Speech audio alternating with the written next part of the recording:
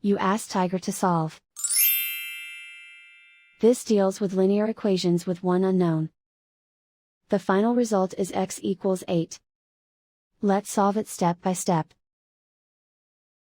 Group all constants on the right side of the equation. Add 7 to both sides. Simplify the arithmetic.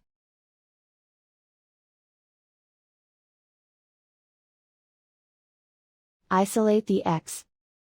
Divide both sides by 3. Simplify the fraction. Find the greatest common factor of the numerator and denominator. Factor out and cancel the greatest common factor.